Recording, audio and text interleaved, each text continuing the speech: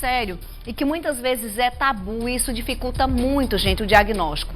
Nem sempre é fácil para os pais dar o primeiro passo em busca do diagnóstico desse transtorno, como se o diagnóstico fosse uma sentença, né? Quando na verdade é o início de uma investigação para melhorar a qualidade de vida da criança. E nós preparamos uma reportagem que conta a experiência de duas famílias ao se darem conta que talvez o tempo que eles deram aos filhos poderia ter sido otimizado por um diagnóstico mais precoce. Cauã é muito talentoso e adora desenhar. Por ser calado, um pediatra diagnosticou que o menino era apenas tímido. Quando os problemas na escola apareceram, Fernanda, a mãe dele, decidiu buscar uma nova opinião.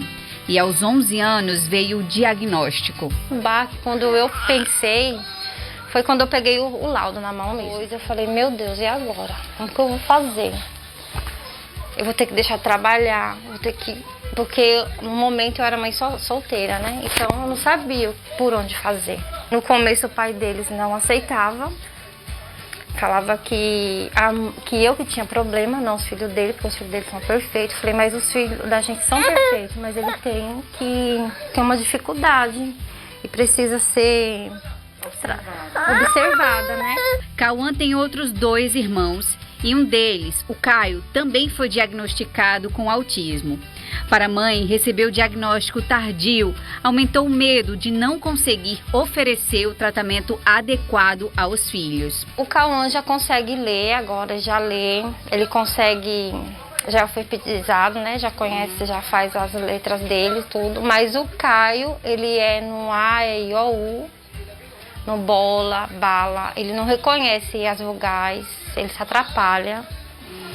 Então, assim, é bem difícil, porque se eu tivesse descoberto desde pequenininho, né, ele estaria já sabendo escrever. Receber o diagnóstico pode ser um choque para os pais, principalmente por causa da falta de informação.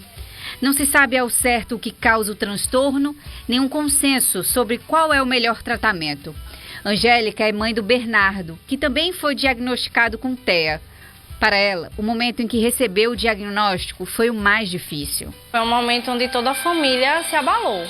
A gente notava que existia alguma coisa de diferente em Bernardo, só que por desinformação, talvez, eu nunca pensei que fosse o autismo, o TEA. Os meninos fazem parte dos 70 milhões de pessoas que, segundo a Organização Mundial da Saúde, vivem com essa condição no mundo. Uma das características do transtorno do espectro autista, conhecido popularmente como autismo, é a dificuldade de socialização e comunicação. Esse psicólogo explica que o autismo não é um transtorno único. Engloba uma série de níveis leves, moderados ou severos. O que nós sabemos e hoje o que a ciência está mostrando com evidências bem claras é que existem várias comorbidades que acompanham o autismo. Então o que significa isso? 90% dessas crianças têm problemas gastrointestinais.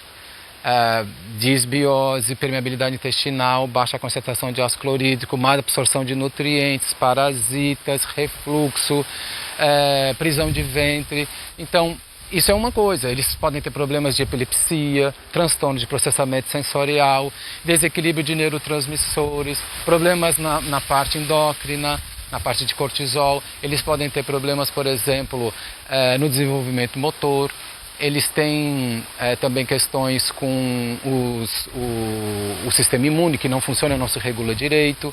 Então, são vários tipos de comorbidades que podem apresentar, por exemplo, problemas mitocondriais, né, aquela criança muito apática, que não se mexe, não se estimula com nada, problemas de desintoxicação, encefalopatias, né? Então, na verdade, é uma grande investigação. O diagnóstico não é o fim, e sim o recomeço.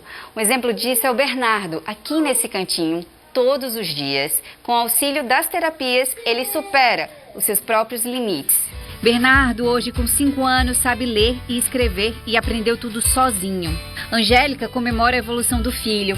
Cada avanço do menino é compartilhado por ela nas redes sociais. Ele ainda não forma frase, mas ele já diz o que quer e já fala palavras soltas, que já é uma grande vitória. Existe o período do luto, né? O período que a gente está se reestruturando, a gente está conhecendo todo esse mundo novo. E aí a gente começa a lutar e cada mínima vitória pra gente é o que importa. O importante é começar o tratamento precocemente. As terapias auxiliam as crianças no TEA a se desenvolverem e melhorarem as suas habilidades sociais.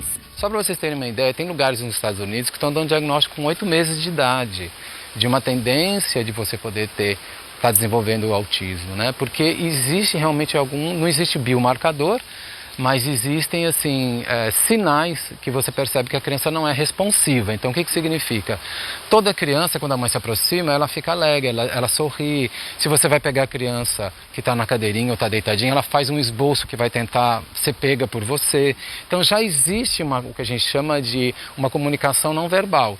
Então essa criança, ela se expressa com os olhos, ela fica alegre, ela demonstra de alguma forma que a presença da mãe ou de algum ente querido ou cuidadora faz um estímulo a ele e ele responde.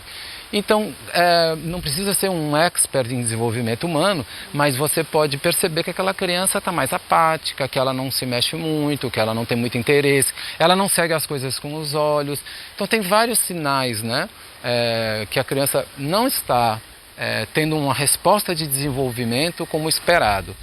Acho que é um perigo aqui no Brasil essa questão de fechar o diagnóstico depois dos 3 anos, porque se perde um tempo muito importante, né?